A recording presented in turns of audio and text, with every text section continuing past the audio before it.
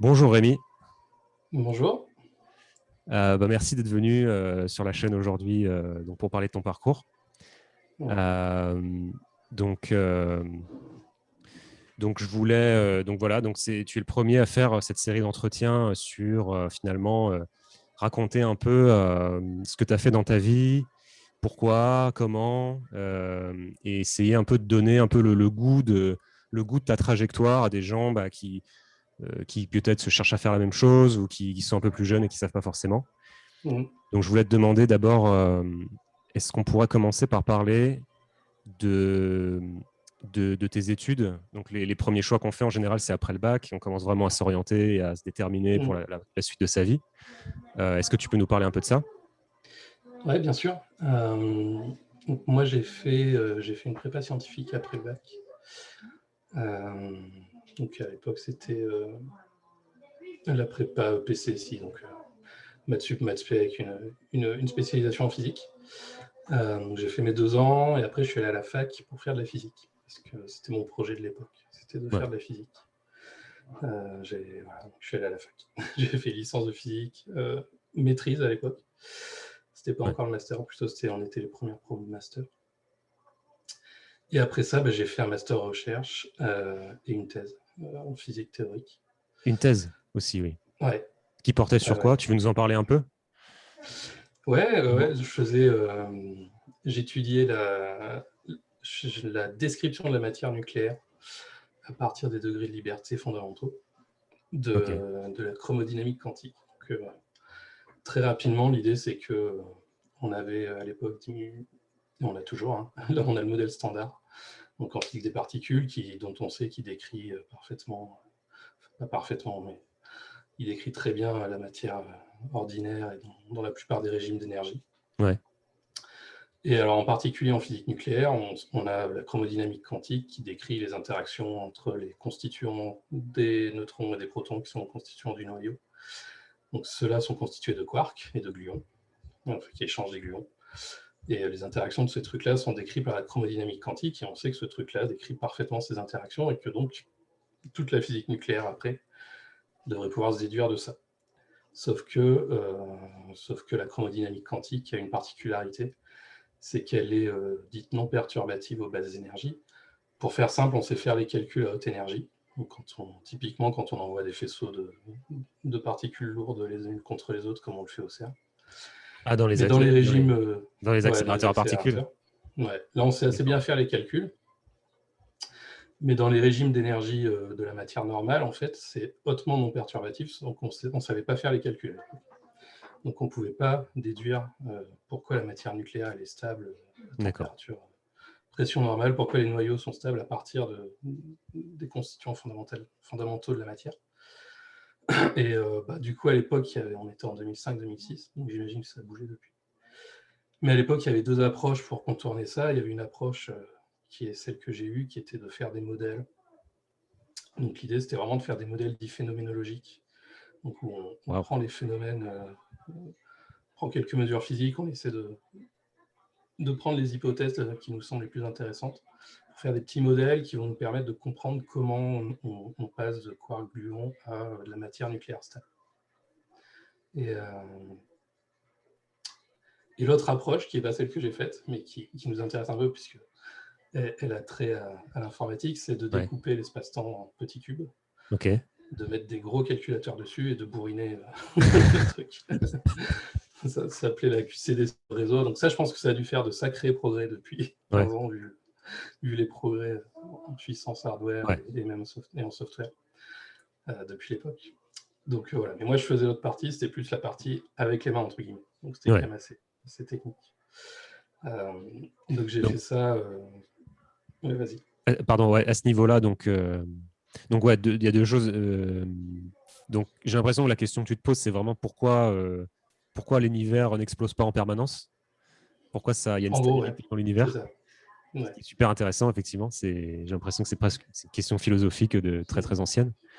Et, euh, et j'allais te demander. Donc toi, alors oui, alors voilà, ce que j'allais te demander, c'est finalement, de ce que je comprends, ton approche, c'est une approche plutôt mathématique ou plutôt empirique ou plutôt les deux?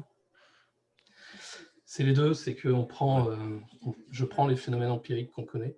Ouais. Donc on a quelques mesures physiques, on connaît la densité de la matière nucléaire stable.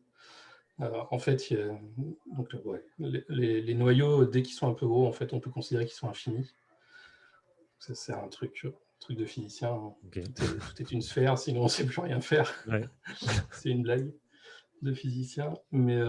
Mais du coup, là, c'est assez vrai. En fait, les noyaux, dès qu'on dépasse quelques dizaines de protons et de neutrons dedans, en fait, tout se passe comme si on était dans une matière nucléaire infinie et homogène. Donc, on travaille dans cette approximation-là. En fait, quand on parle de matière nucléaire, c'est l'approximation d'un truc homogène, infini. Alors, il y a un cas dans la nature d'une matière nucléaire qui est vraiment homogène, alors pas infini, mais qui est macroscopiquement très grande, c'est les étoiles à neutrons. Mmh. Les étoiles à neutrons, c'est typiquement ça, c'est une matière de neutrons hyper dense, hyper grande. Alors, ça fait, une étoile à neutrons, ça fait 10 km à peu près. 10 km de diamètre? Ouais. Ah, c'est tout petit, quoi. C'est tout petit pour une étoile, mais par pour rapport au niveau microscopique, c'est gigantesque. Ah, c'est infini, quoi. C'est infini. Y a pas de... C'est une matière hyper dense et très grande. Et donc moi, je travaille sur cette approximation et mon approche, elle est de trouver les bons modèles et les bons phénomènes physiques, en fait, qui expliquent l'équilibre de la matière nucléaire stable. Et pour ça, on fait des modèles, il y a des mathématiques, et puis après, il y a un peu de calcul numérique. Ouais. Et donc, on fait tourner des codes de calcul. C'est là où j'ai fait mes premiers codes de calcul, mes premiers codes un peu sérieux. C'était pour mon doctorat. Tu codes en quel langage, ce genre de choses? À l'époque, c'était en Fortran. Fortran, je pense qu'aujourd'hui, on ferait tout en Python. Tout en Python. C'est plus simple. Ouais. C'est plus simple, oui. Puis à l'époque, les performances du hardware étaient quand même encore un problème. D'accord. Même si ça bougeait très vite. Mais quand j'ai le premier stage que j'ai fait dans ce domaine, on devait encore se connecter sur un centre de calcul à Lyon, donc à distance. Moi, j'étais à Bordeaux. On devait encore se connecter sur des ressources partagées à distance pour faire tourner les codes, parce qu'en local, ça aurait été trop, sur les machines locales, ça aurait été trop long. Ouais. Et après, pendant ma thèse, j'ai fait tourner qu'en local parce que j'avais une machine plus puissante et tout. Donc on faisait tout en Fortran à l'époque. D'accord. Et c'était... Je te vois sourire parce que c'est quoi, c'est insupportable de travailler en Fortran ou c'est une expérience formidable? Non, c'était... Non, ça me fait rire parce qu'évidemment, quand je dis ça, je suis un vieux, je sais pas. Mais non, c'est quand même un langage relativement bas niveau. Ouais. Et que, ouais, je serais plus capable de relire ce que je faisais à l'époque. Ouais, ça, je pense que c'est normal. N'importe quel langage, je pense que tu relis 15 ans après, t'as mal. Ouais. Mais ouais, non, mais du coup, ça m'amène. Ouais, est-ce que tu veux nous parler un petit peu de manière. Moi, j'aime bien, en fait, je sais pas si tu t'es familiarisé avec la chaîne, mais j'aime bien en fait avoir une approche un peu sociologique sur les différents milieux de recherche, milieux privés, etc., que j'aborde. Et j'aime bien. C'est souvent que plus que des élucubrations de bistrot, mais je trouve que c'est intéressant d'essayer de se dire voilà, c'est quoi le milieu de la recherche, c'est quoi le milieu des physiciens, quel genre de personnes tu rencontres, comment est organisé en fait le champ, si tu veux, de la physique. Si tu veux, Ouais. Non, c'est intéressant, surtout que après ma thèse, j'ai basculé dans un univers complètement différent. Ouais, justement, on en parlera. Et c'est un milieu universitaire, hein, donc déjà, c'est spécial, c'est spécificité. Ouais. On navigue entre labo et campus, donc avec c'est très plat. Il y a pas mal de bureaucratie, il y a des choses qui sont qu'aujourd'hui je trouve insupportables. Quand tu dis c'est très plat, tu veux dire en termes de hiérarchie. C'est une hiérarchie plate. Ouais, c'est assez flat. Alors il y a des hiérarchies, hein, mais c'est quand même très participatif comme milieu. Il y a beaucoup de comités conseils, etc. D'accord. Les assemblées générales d'étudiants. Ouais. Quand il y a des grèves d'étudiants, c'est jamais que les étudiants qui font la même chose que ce que font les profs toute l'année. Ils font des réunions pour discuter un peu comment on organise le truc. En tout cas, moi, c'est l'impression que j'en avais.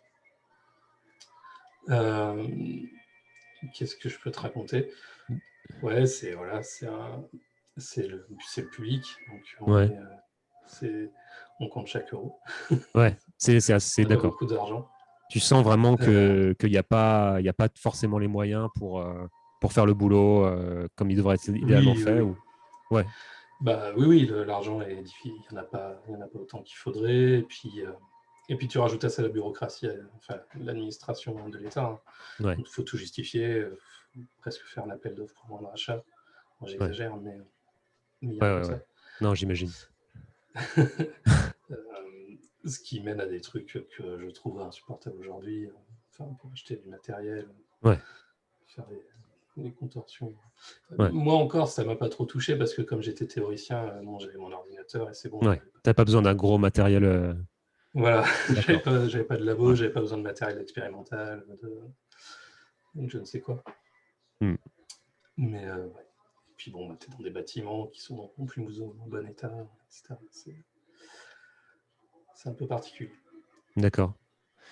Du coup, au niveau humain, qu'est-ce que si tu avais quelque chose à dire de ce milieu au niveau des comportements des gens, est-ce que tu dirais, est-ce que tu dirais que c'est un milieu assez ouvert? Est-ce que tu dirais que c'est un milieu plutôt de gens un peu fermés? Ou est-ce qu'ils ont leur code, tu vois, ce genre de choses? Mmh.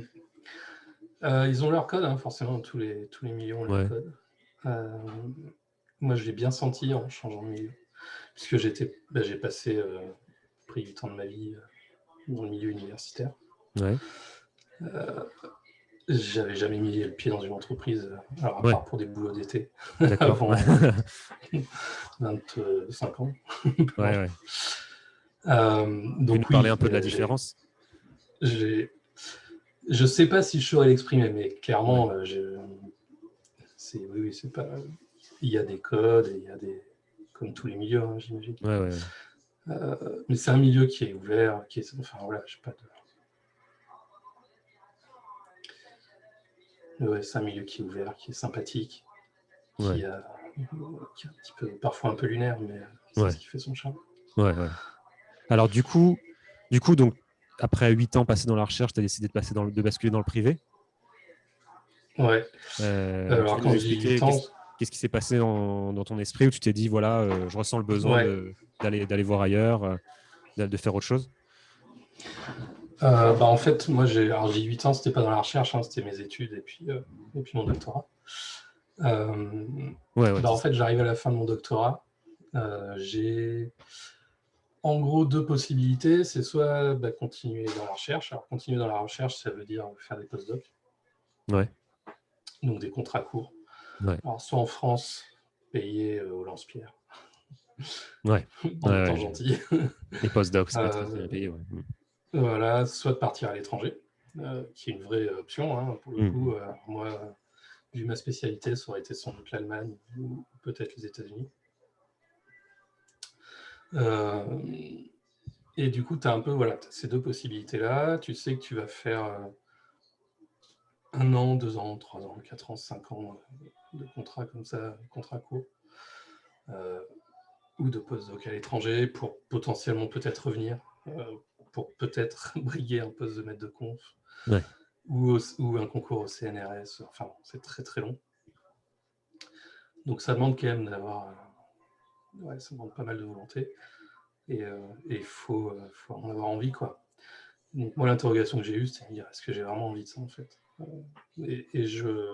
En fait, j'avais plus envie. mm. J'étais arrivé au bout de mon truc. Ouais, J'avais eu cet objectif-là quand j'étais jeune de faire ce truc-là. Et en fait, une fois que j'avais fait, j'étais content de ce que j'avais fait. Et puis, j'avais plus ouais, suffisamment envie pour me dire, je vais aller galérer dans des trucs pas possibles. d'accord. J'avais envie de me poser. Donc, j'avais envie à la fois de me poser. Moi, j'avais pas envie de partir à l'étranger. Parce que j'étais déjà avec ma femme et voilà, j'ai plutôt envie de me poser, pouvoir m'installer tranquillement avec elle. Ouais. Puis envie de gagner ma vie, quoi, aussi, correctement, à 25 ans. Ouais.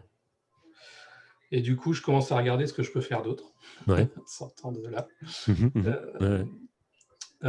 Et il y a, en gros, il y a deux possibilités. On est en 2008. La date est importante, parce que je passais au travers à l'époque, mais je m'en suis pas rendu compte. D'accord. Il y a deux possibilités. Il y a la finance Ouais. ou l'informatique. Ouais. Alors, la finance, parce qu'en fait, ils cherchent tout le temps des gens qui viennent de milieux scientifiques, donc maths appliquées, physique, Ouais. J'ai etc., l'impression, ouais. pour faire des comptes, des analyses quantitatives. Ouais. Donc, moi, j'avais eu un contact avec un gars qui avait fait ça juste avant moi et qui était parti dans ce milieu. Du coup, je m'étais un petit peu renseigné. Et puis l'informatique, parce que de toute façon, ça embauche tout le temps, que je savais coder, que je tripote des ordinateurs depuis que je suis tout petit, que ça Ouais. m'intéresse. Et que du coup, il y a une opportunité. Enfin, voilà, de fait, bon, j'exagère un peu, mais presque, ça a toujours été un milieu très ouvert et toujours en manque de main-d'œuvre. Ouais. Donc j'écarte assez vite la finance, parce que je me dis, ça va pas le faire, c'est pas mon milieu, c'est pas mon état d'esprit, ça me Ouais. correspond pas. Et heureusement, puisque en fait on était en 2008, donc Lehman Brothers, crise des subprimes, machin, si j'y étais allé, je pense que je me faisais saquer 6 mois après, Ouais. avec tous l'effondrement du truc. Ouais, c'était vraiment le pire moment, C'était quoi. le pire moment pour se lancer là-dedans. Et je cherche du boulot dans l'informatique. Je me dis, je vais essayer de me lancer là-dedans, c'est un nouveau truc. A priori, j'ai des bases. Enfin, j'ai des bases. C'est beaucoup dire, j'ai pas été formé vraiment pour faire du développement, mais je suis familier des ordinateurs, je code déjà pas mal. Allons voir ce qui se passe. Et puis tout est nouveau, quoi, pour moi. C'est l'entreprise, je connais pas. Je sais pas bien ce qu'on peut faire dans une boîte de développement. Enfin, donc, ça va être cool. Et puis, j'y vais. Voilà. Et alors, qu'est-ce qui se passe? Je Quel job que tu cherche... trouves? je cherche du boulot pendant l'été, parce qu'en gros, je soutiens ma thèse en juillet. Ouais. Donc, je cherche du boulot pendant l'été, avant la fin de mon contrat de thèse. Du coup, j'ai encore du contrat jusqu'en septembre.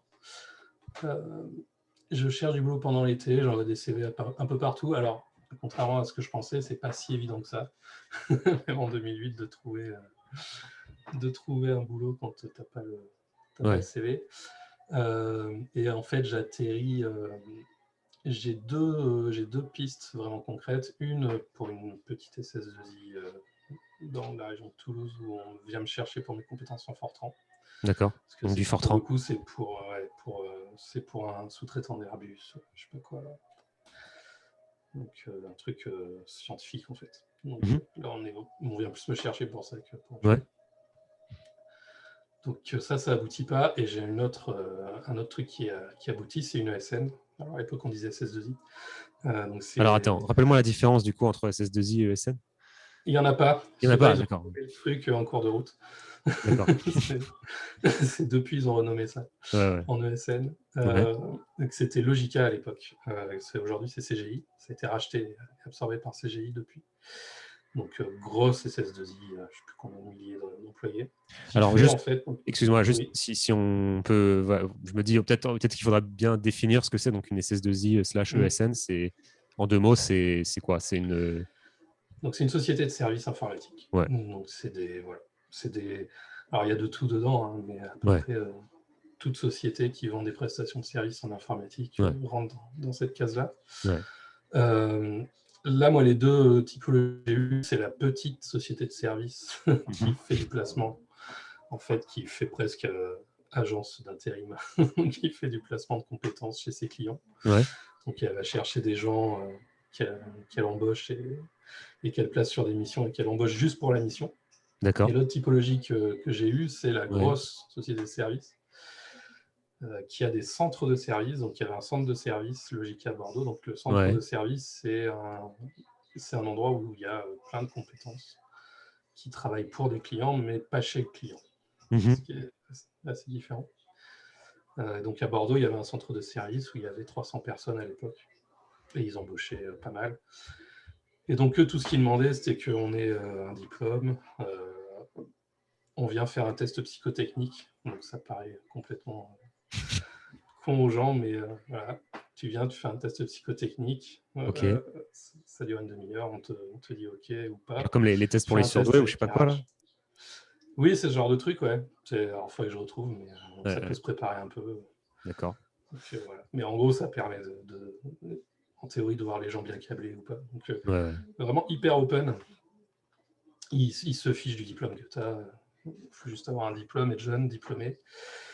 Donc, tu fais les tests, tu fais un test RH, tu fais un entretien RH avec un RH pour voir si ça se passe bien. Et puis, ça se passe bien. Donc, il me faut une proposition. Et je démarre comme le titre officiel, c'était ingénieur des systèmes d'information, je crois. D'accord. Voilà. C'est très précis. C'est ça. C'était assez drôle. En centre de service pour eux. Et donc, je sais rien. Je sais rien Ouais. faire en informatique de gestion. Je n'ai aucune idée de ce que c'est. Ouais. J'ai jamais touché une base de données de ma vie. D'accord. Mais donc, on me dit, c'est pas grave, t'inquiète pas, tu vas aller en formation. Donc, tu vas commencer par de la formation, 3 semaines de formation ou 2 semaines. Et puis après, on te met le projet. Voilà. Et donc, j'arrive là-dedans. Donc, je dis oui. J'insiste pour être embauché plus tôt que ce qu'ils me proposaient. Ouais. Parce que je voulais pas attendre. Je crois que j'avais la peur du vide. Donc, du coup, je suis même obligé de mettre fin prématurément à mes contrats doctoraux et d'enseignant, parce que j'étais enseignant à la fac aussi.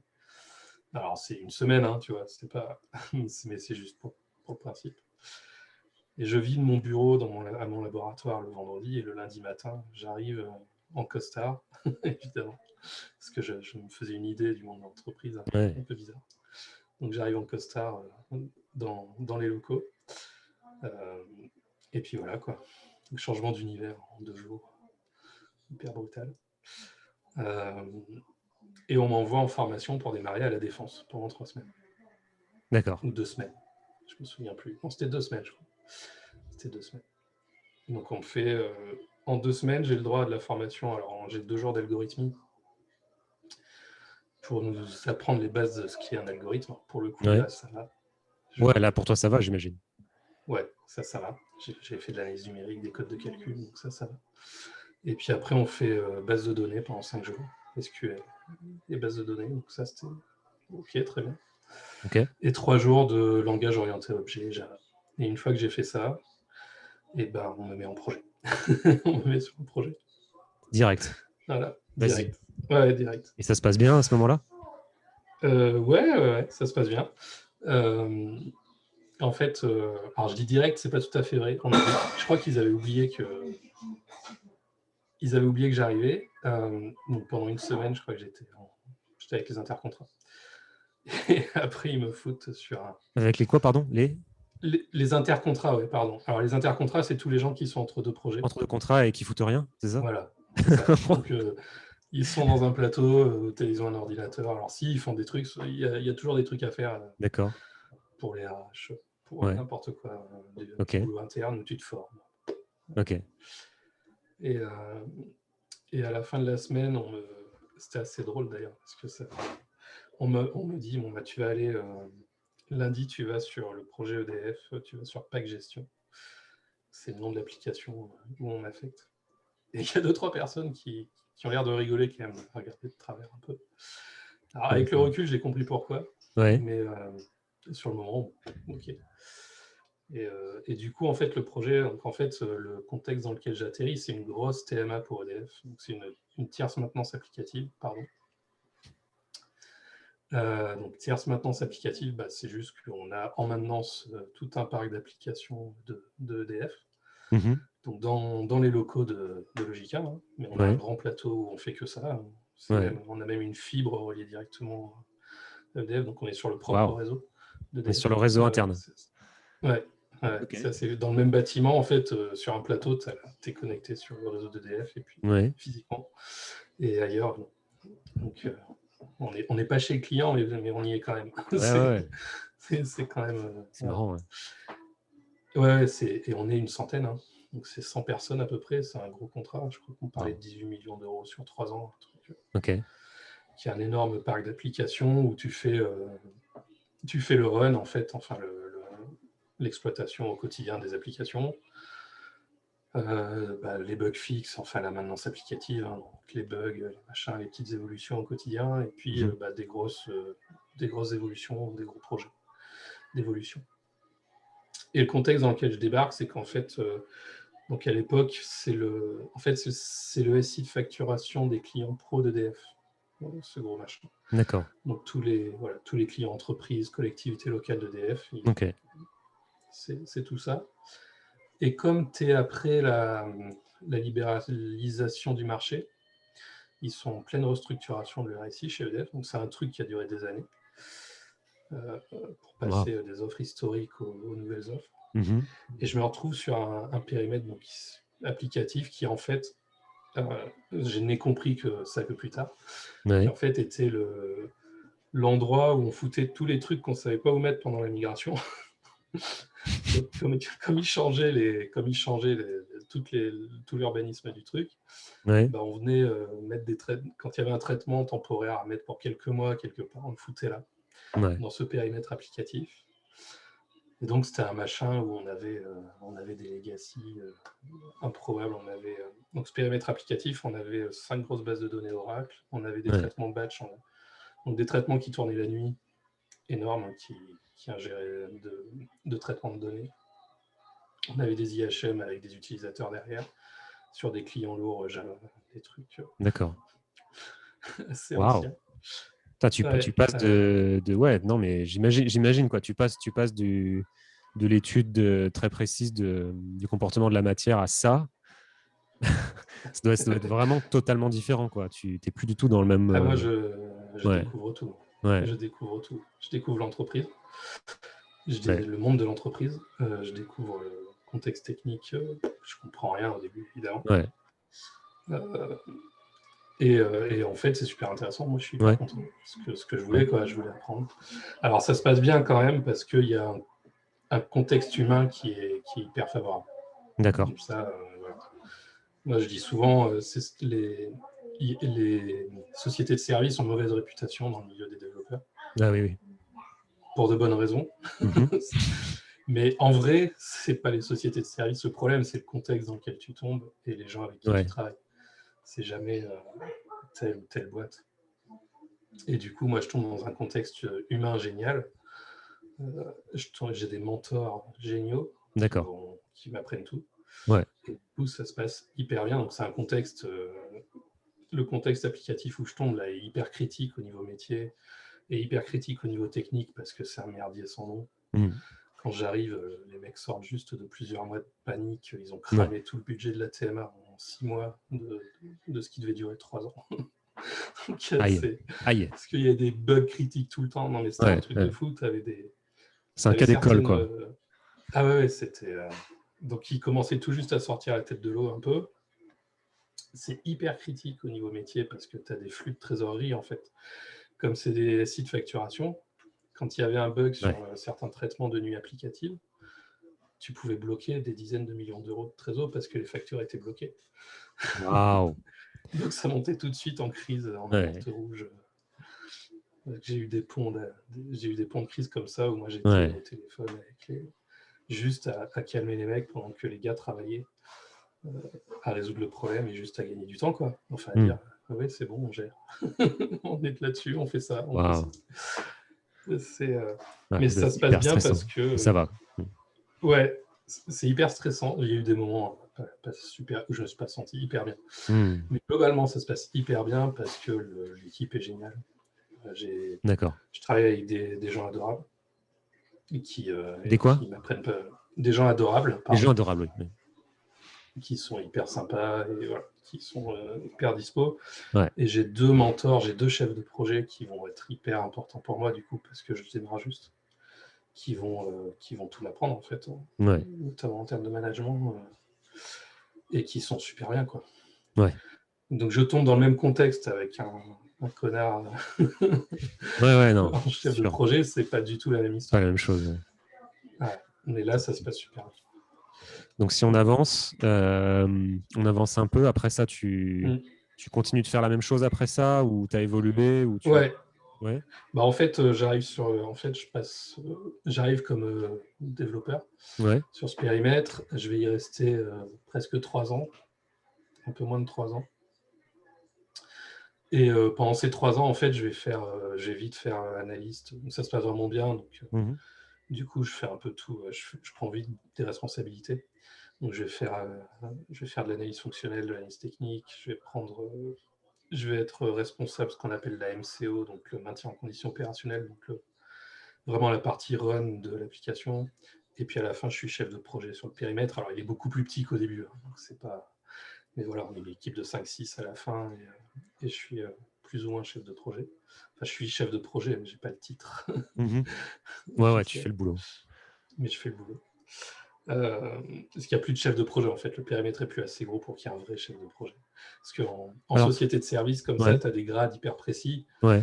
Donc, tu ne peux pas mettre un chef de projet qui a le coefficient Syntec qui correspond et le salaire qui correspond sur un périmètre trop petit, quoi. Donc, Alors, juste parce que moi, j'ai peu travaillé en fait en France, voire pas du tout. ouais. Donc, du coup, est-ce que tu peux. Un chef de projet pour toi, c'est quoi? Si tu peux juste me Ouais, alors dans définir le en 2 mots. contexte là de l'époque, Ouais, tu avais le chef de projet, c'était la personne responsable du delivery et du d'accord. suivi et du management d'une équipe importante. C'était Elle est- déjà Est-ce qu'elle est, est-ce relativement qu'elle est élevé dans la responsable hiérarchie. technique? Est-ce qu'elle a des responsabilités techniques ou Non, est-ce qu'elle est enfin responsable elle que peut, du mais produit? Ouais, non, elle est responsable. Là, dans ce cadre-là, elle était responsable du management global. d'accord. Les chefs de projet mettaient très peu les mains dans la technique, D'accord. Ok. puisqu'ils sont déjà relativement élevés dans la hiérarchie. D'accord. Et puis, c'est une organisation à l'époque hyper traditionnelle. Donc, tu as les ingénieurs, les analystes, les chargés de projet, les chefs de projet, les D'accord. directeurs de projet. Et puis, tu C'est remontes comme incroyable. ça jusqu'au bout du truc. Ah, c'est Tu as incroyable. Ah ouais. ouais, et puis, tu as la convention collective Syntec, qui est la convention collective de Qui gère tout l'IT ça. en France, qui encadre tout ça avec des Ouais. coefficients et des machins. Puis c'est une grosse boîte, donc tu as tes process RH hyper cadrés, des entretiens annuels avec des grilles de compétences, des trucs hyper précis. Ouais. Euh, donc tout est hyper cadré. Mais donc ça se passe hyper bien en fait pendant 3 ans. Alors c'est en pleine crise hein, en fait. Du coup, moi Mhm. j'ai été embauché juste avant que la crise se déclare au Ouais. niveau 2008. économique. Voilà. Donc elle était déjà au niveau financier. Moi Ouais. Ouais. je pipais rien à ce moment-là à l'époque, donc j'ai pas du tout vu venir le truc. Je ne comprenais pas ce qui s'est passé. J'ai Ouais. compris après. Plusieurs années après. Mais du coup, quelques temps après que moi je rentre, ils arrêtent les embauches, Ouais. évidemment. Alors, il n'y a pas eu de licenciement hein, déjà. Dans notre secteur, C'est déjà pas ça mal. restait relativement soft. Mais ils arrêtent les embauches et ils frisent les salaires. D'accord. 0% d'augmentation moyenne exigée pendant X années, Waouh. sauf, tu as toujours des exceptions, sauf année exceptionnelle, tout ça. Donc, moi, ça se passe bien. J'ai 2 promotions successives, malgré ça. Et la troisième, je l'ai pas. Ils veulent pas me la donner parce que ça va trop vite. Parce qu'ils disent, ah non, mais tu peux pas être chef de projet. C'est pas assez vite. Et puis en plus, on veut pas me sortir de mon projet. Parce que je demande à sortir de mon projet. Tu vois, au bout d'un moment, j'en ai marre, j'ai fait le tour, j'ai envie d'aller voir autre chose. Et on me sort pas du projet parce que. Et je les comprends, hein, rétrospectivement. Moi, je suis à leur place, je fais pareil. Le truc, ça tourne. Le client, il est hyper content. Et tu lui enlèves le gars qui est en interface. Alors que ça marche bien, c'est pas possible. Il n'enlève pas quoi, quand ça se passe bien. D'accord. Du coup, je pars. Ok. Enfin, Donc là, on est je en commence à 2011. chercher. Ouais, 2011. On est en 2011, ok. Alors, qu'est-ce qui se passe à ce moment-là? Je commence à chercher ailleurs. Et alors, à ce moment-là, j'ai un vieux copain de prépa qui, qui me contacte parce qu'il a. Alors, lui, il a créé un studio de jeux vidéo Ok. à Bordeaux avec 2 autres copains. Donc, ils étaient 3 associés. On se connaissait tous depuis pas mal d'années. Donc, ils ont créé ça en 2008. Donc, à ce moment-là, ça fait 3 ans qu'ils existent. Ils faisaient des jeux vidéo sur téléphone mobile, pas sur smartphone, hein, sur ce qu'on appelait les feature phones, donc les Nokia 3310 et machin. Ah ouais, à l'époque encore, ça existait. Ouais. Ah, c'était un challenge. Incroyable. C'était un sacré challenge. Waouh. Et donc, ils ont fait ça pendant 3 ans. Et bon, ça marche pas. Ça, c'est le jeu vidéo, quoi. Ouais. C'est hyper dur d'en vivre. Ouais. Mais en 2011, il y a les smartphones qui commencent vraiment à décoller et tout le monde commence à vouloir son application sur l'App Store d'iPhone. Et donc, ils font de la prestation de service. Ils commencent à développer des applications mobiles en prestation de service sur smartphone. Ouais. Et comme ils voient bien qu'ils ne vivront pas du jeu vidéo, ils se disent, OK, on va pivoter, on se transforme en société de service, en fait, un studio d'appli mobile Ouais. pour faire des applis sur iPhone, Android. Et du coup, ils me proposent de les rejoindre pour utiliser un peu mon expérience que j'ai prise dans un contexte un peu industriel pour les aider à bien gérer ça, quoi. Ouais. Parce qu'ils sont en cheville avec des agences parisiennes qui prennent des commandes d'agences marketing. À ce moment-là, à peu près toutes les directions marketing veulent leur appli sur l'App Store, quitte à faire Attends, n'importe quoi. excuse-moi une seconde. Excuse-moi une seconde, Je je t'en reviens. prie.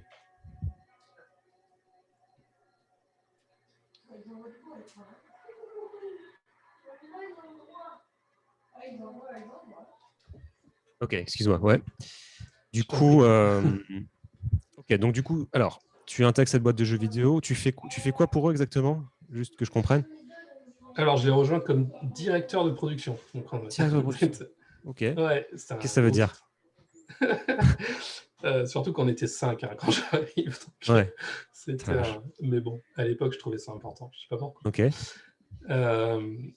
Alors, concrètement, ça voulait dire que je venais pour gérer tous les projets, en fait, au De la quotidien. gestion de projet, donc tu vas faire. Pas de Ouais. l'informatique.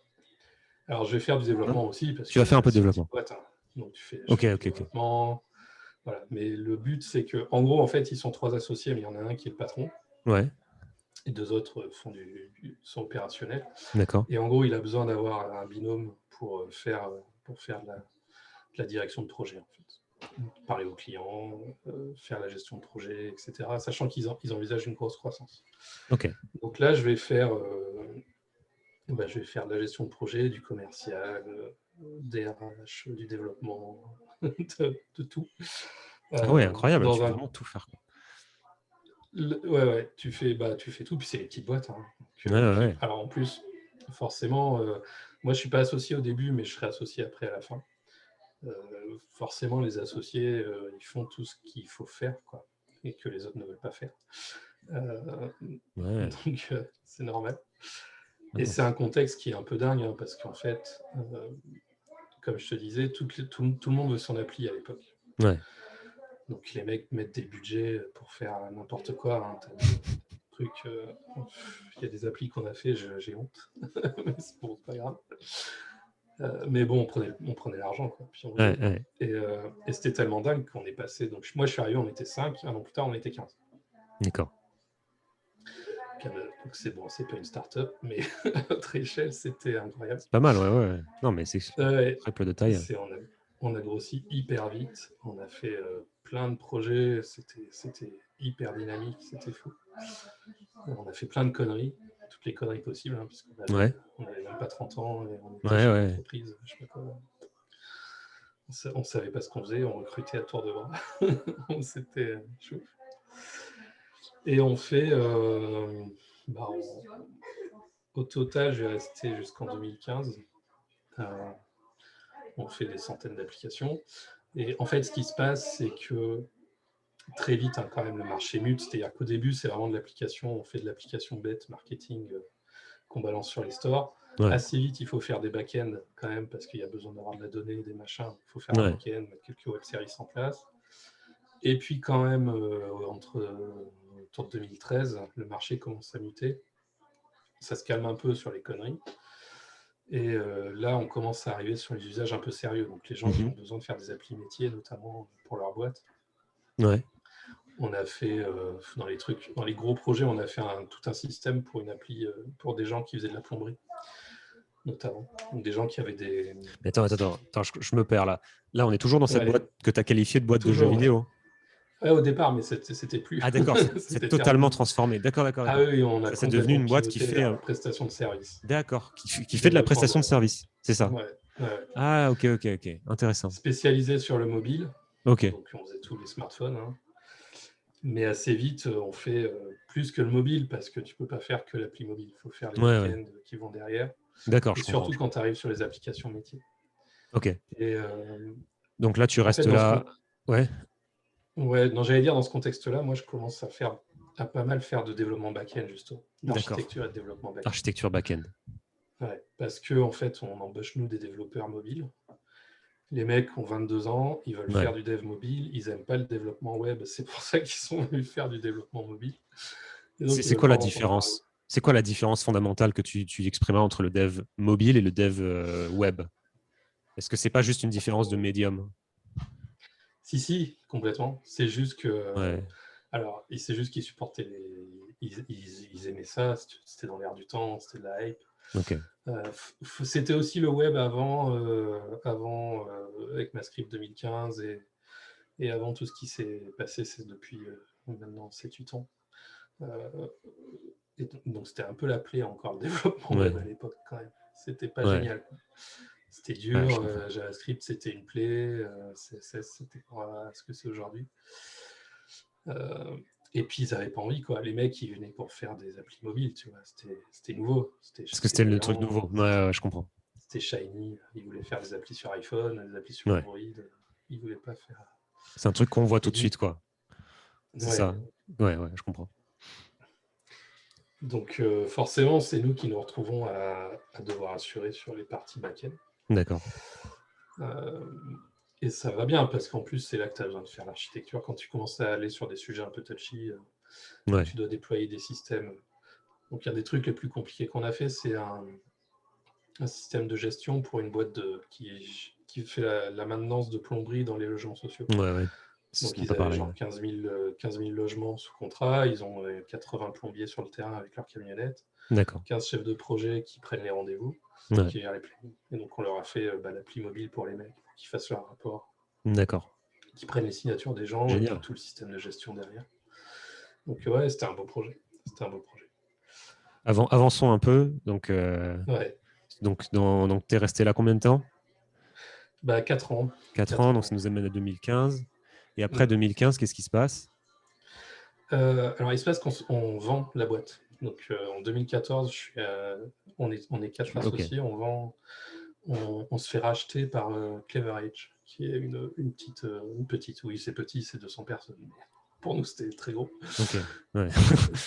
Une agence web plus gros, quoi. Parisienne. Voilà, c'est plus gros. Donc, ok, super. Oui, carrément. C'est ce qui pouvait se passer de mieux. On ne devient pas riche, hein, mais ça permet de pérenniser la boîte. Et puis voilà, de pérenniser les emplois. Et puis c'est avec des gens bien en plus, donc c'est vraiment bien. Donc tu restes travailler pour eux? Ouais, je travaille pour eux pendant 1 an, en gros, le temps de faire l'intégration des équipes. Donc l'intégration se passe bien au sein de Clever Edge. Parce qu'à ce moment-là, je suis le business unit manager de la boîte au sein de la grosse structure. Et du coup, au bout d'1 an, j'ai un peu fait le tour. C'est moins drôle. Il n'y a plus l'adrénaline, quoi. Non, je comprends. J'ai envie de repartir sur autre chose. Alors, qu'est-ce qui se passe à ce moment-là? Je rencontre deux gars qui veulent créer une marketplace pour.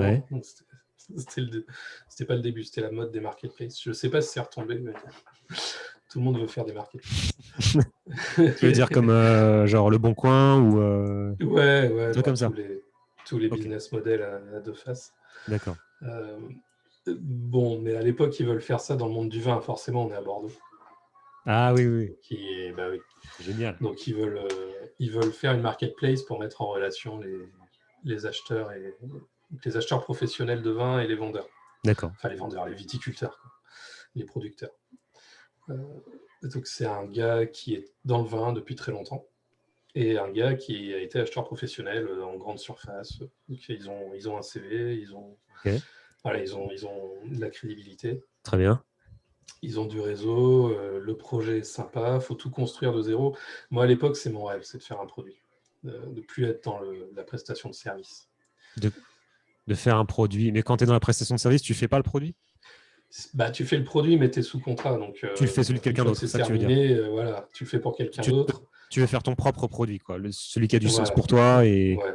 D'accord. Je veux être dans un contexte où où on fait le produit, on fait ce qui est bon pour le produit et pas ce qui est bon pour le contrat, parce que le contrat, il était comme ça, et donc il faut qu'on fasse ce je qu'on comprends. veut. Tu vois, Ok.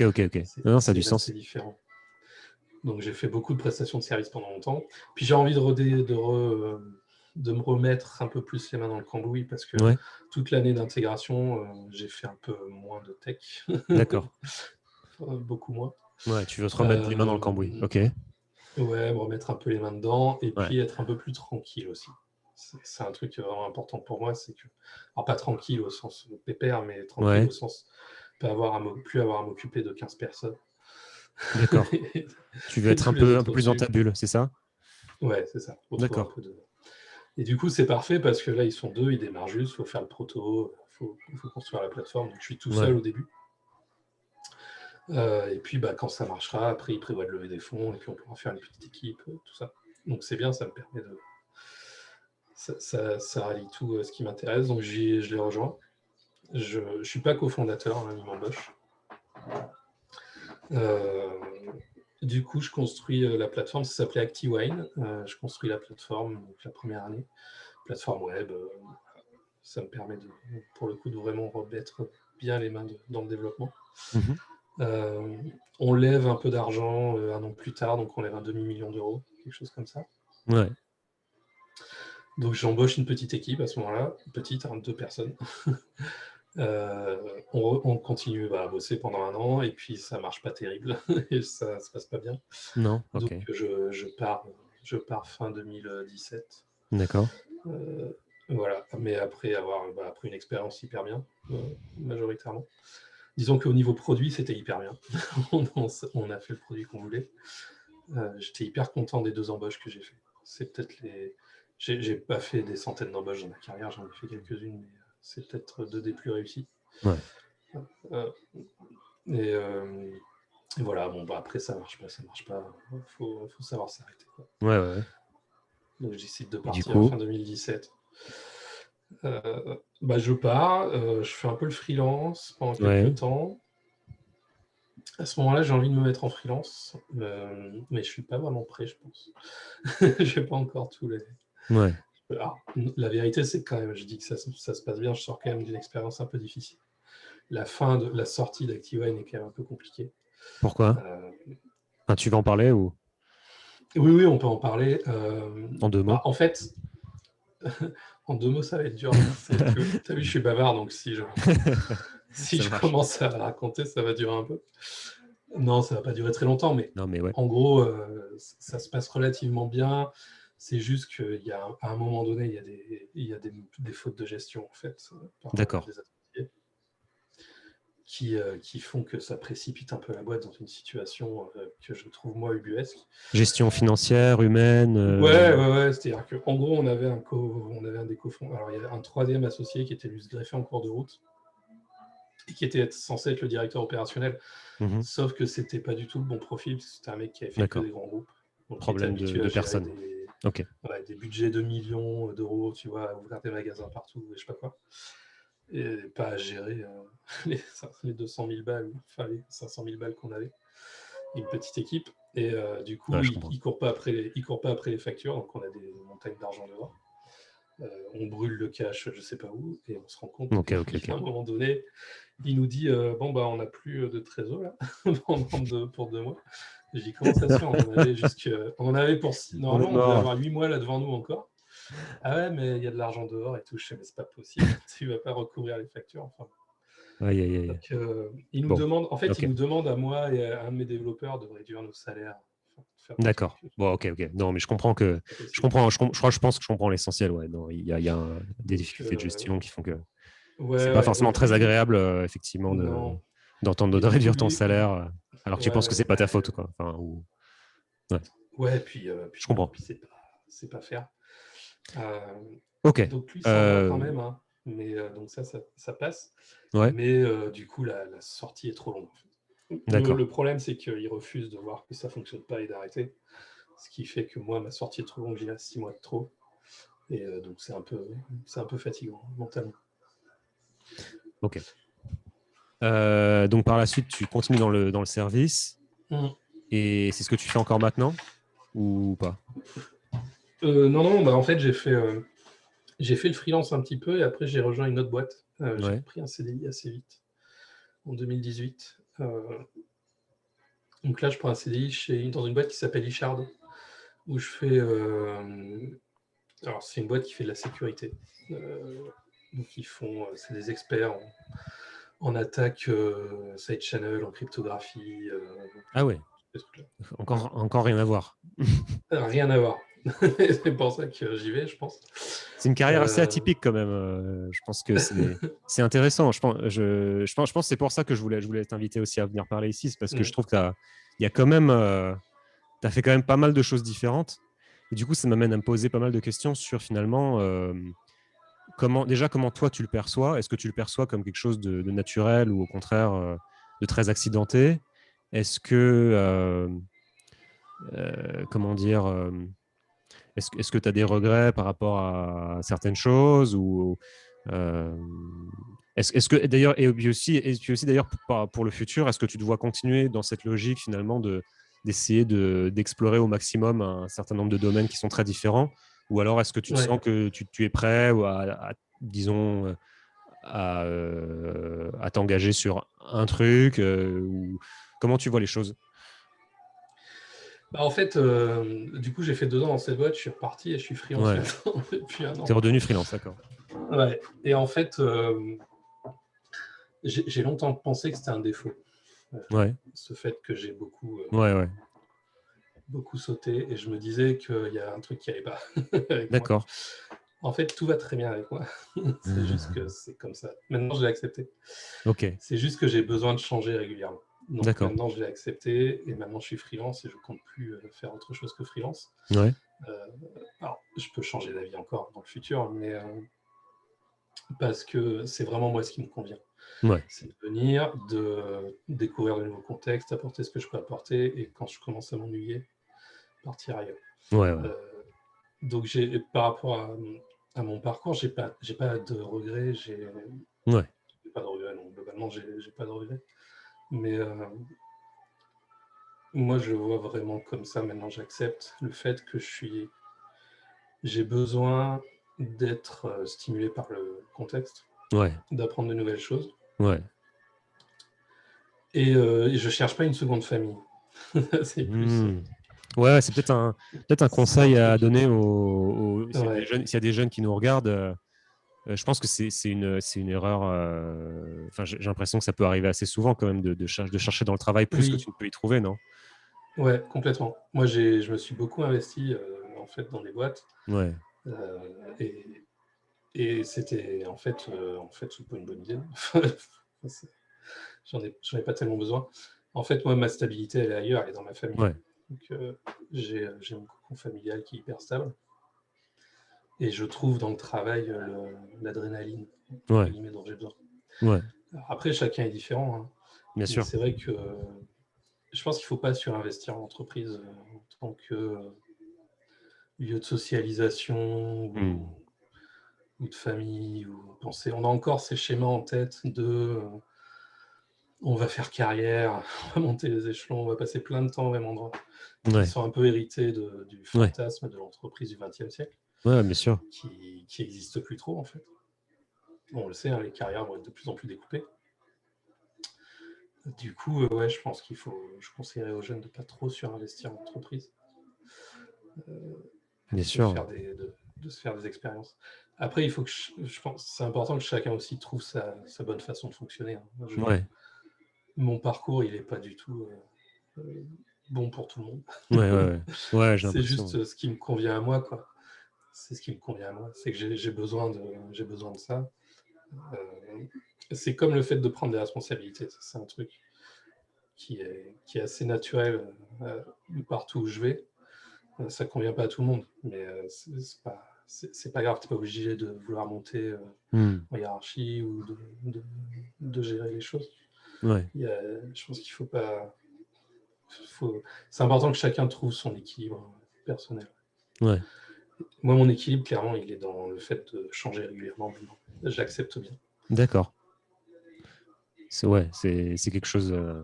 Ouais, c'est quelque chose qui est pas forcément bien vu. Enfin, Alors, j'ai l'impression que dans ton cas, il y a deux dimensions. C'est-à-dire qu'il y a le fait de changer, disons, d'entreprise ou de contrat. Et puis, il y a aussi le fait que tu as évolué dans des univers qui, somme toute, sont quand même assez différents, quoi. Quand je vois... voilà. Enfin, bon, tu as fait quand même beaucoup de prestations de services, mais ouais, le jeu vidéo, un petit peu, enfin, en tout cas, un petit peu de jeu vidéo, le Ouais. vin, donc la physique. Et, et pour moi... ouais, pour moi, enfin, c'est des choses qui peuvent être assez indépendantes. C'est-à-dire on peut changer de boîte constamment en étant toujours dans le même secteur. Oui, Euh, oui, donc, oui, ouais, oui. je sais pas. Qu'est-ce que tu en penses? Ça fait partie de l'envie de découvrir autre chose. Ouais, C'est clairement, c'est-à-dire que la technique compte autant que le métier à ce niveau-là. ouais, D'ailleurs, je suis plus stable techniquement en fait que sur le métier. Alors j'ai fait pas mal de d'accord. techno. Ouais, J'ai quand même depuis Fortran jusqu'à aujourd'hui, j'ai fait beaucoup de choses. ouais, Je me stabilise quand même beaucoup depuis plusieurs années maintenant autour de Python. ouais. Python, ouais. Alors, voilà, j'ai pas de religion sur le sujet. Je Bien pourrais sûr. changer. Je changeais tout le temps avant. Je pourrais rechanger encore. Mais bon, juste voilà, ça s'est fait comme ça. Et finalement, je suis plus stable à ce niveau-là qu'au Ok. niveau du métier. Et je pense que c'est surtout ça, en fait, c'est de faire des métiers différents, Ouais, ouais. d'explorer des métiers différents. Plus que, alors, il y a aussi la technique, hein, ça compte aussi d'avoir des nouveaux contextes techniques, mais finalement, peut-être moins. Ouais. Et puis des nouvelles équipes aussi, hein, parce que chaque équipe est différente, et ça, c'est toujours hyper intéressant. Moi, Ouais, j'adore arriver dans les équipes et ouais. voir ce qui se passe. Aujourd'hui, en tant que freelance, je fais soit juste du dev, je suis ingénieur back-end, machin, mais je fais aussi pas mal de lead et ou de coaching, et souvent Ouais, ça va avec, bien sûr. pour des petites équipes, en général pour des PME, pour des startups qui commencent juste à grossir. Et c'est hyper intéressant d'arriver dans les équipes et de voir les dynamiques, de voir comment on peut les aider à progresser, Tout à à se fait. Ouais. déployer. Et ça, c'est hyper intéressant. Mais ça passe. C'est-à-dire que si je devais être salarié dans ces équipes-là, passer la première année, bon, après, c'est bon, je connais, je la Ouais, connais ouais, l'équipe.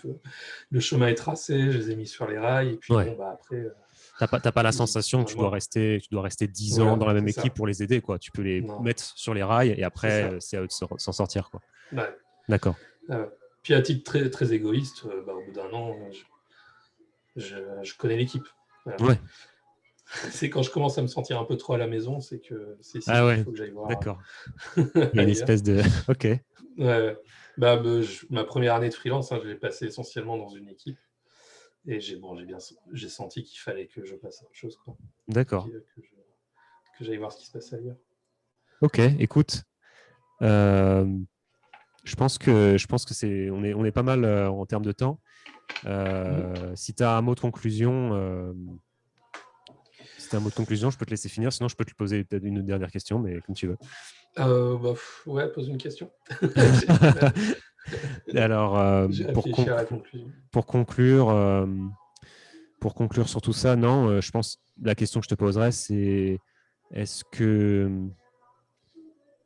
est-ce que tu aurais un dernier conseil à donner pour des jeunes qui nous regardent, qui se demandent finalement, qui ne sont pas forcément sûrs dans quoi Mm. s'orienter ou euh, et Ouais. qui sont comme toi en fait, c'est-à-dire qui aiment explorer beaucoup de sujets, qui ont une grande curiosité intellectuelle. Qu'est-ce que tu Mm. aurais à leur dire? Ouais. Alors, je sais pas si c'est un bon conseil, mais Vas-y, toujours. en tout cas, je vais le donner.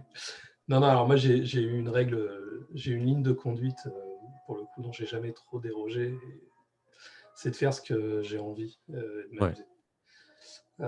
Et alors, en particulier au niveau des études, je suis à peu près persuadé que euh, toute la connaissance pouvant s'acquérir de plus en plus facilement, euh, les compétences techniques en particulier Mhm. étant hyper faciles entre guillemets à apprendre, parce tout est disponible sur Internet, et il suffit de travailler un peu et on Excuse-moi. peut apprendre. Euh, Étant donné ça, je suis de plus en plus persuadé que les études initiales elles servent à te former l'esprit Ouais, beaucoup plus qu'à acquérir des compétences qui seraient opérationnelles pour après. d'accord. Il faut pas chercher Euh, à être parfait dès la fin des études, quoi. C'est ça que je comprends. Ce que Ouais, tu dis. voilà. Ouais. Ouais. Et du coup, alors pour ceux à qui ça convient, parce que encore une Ouais. fois, ça ne convient pas à tout le monde, mais si tu adores les maths, va faire des maths. Ouais. Fais-les à fond, fais-les du mieux que tu peux, essaie Ouais, d'être le ouais. meilleur dans ce que Lance-toi tu et fais. ouais, je Mais comprends. fais-le. Et puis après, de toute façon, tout ce que tu vas apprendre comme compétences euh, de savoir-être, comme compétences d'apprendre à apprendre, euh, ça te servira pour faire n'importe quoi d'autre après. Ouais. Alors je dis des maths, mais c'est vrai n'importe quoi. Hein. Si tu Ouais, kiffes la ouais. philosophie, fais de Ouais, la ouais. philosophie, essaye d'être le meilleur en philosophie. Si tu kiffes, je sais pas quoi. Alors, donc là, je parle des études un peu classiques, entre Bah ouais, guillemets. non, mais on se Mais, comprend. et d'ailleurs, dans le même ordre d'idée, si tu adores le travail manuel et la menuiserie, essaye d'être le meilleur menuisier possible et apprends-le. Et puis ben, un jour, tu changeras. Alors je dis que c'est peut-être pas le meilleur conseil parce que c'est vrai que changer, ça reste compliqué. Changer de trajectoire, mais ça se fait. Mais c'est compliqué. C'est peut-être pas le meilleur conseil pour optimiser sa carrière en Non, termes de non, revenus, mais voilà. moi, de ce que j'entends, de ce que tu dis, finalement, c'est et en tout cas, c'est la partie avec laquelle je suis d'accord. C'est-à-dire que quand tu es jeune, c'est difficile de stratégiser exactement ton parcours dans la mesure où tu ne peux pas connaître l'avenir, tu ne sais pas ce qui va être pertinent demain. Mais en revanche, tu sais ce que toi tu veux, quoi. Tu sais en général ce que toi tu as envie de faire au tenter, quoi.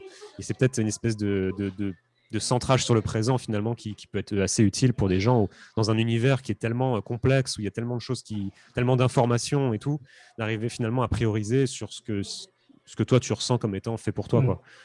Ouais, complètement. Ouais. C'est à rien de trop vouloir prédire le futur. Hein. Ouais. Il est imprédictible. Donc, Je suis autant se d'accord. concentrer sur le présent. Ça marche. Bah écoute Rémi, je crois que ça fait 1 heure qu'on discute. Ouais. Ça a été un plaisir pour moi. J'espère que c'est. Plaisir partagé. Ouais. Et donc voilà, je vais arrêter l'enregistrement et puis je t'envoie ça dès que c'est prêt. Et puis ouais, Ok. je ne sais pas quoi dire, mais ouais, c'était super. Merci. Bon courage pour la suite en tout Cool. cas, et puis on reste en contact. Merci, toi aussi. Ouais. Ciao. À bientôt. Ciao.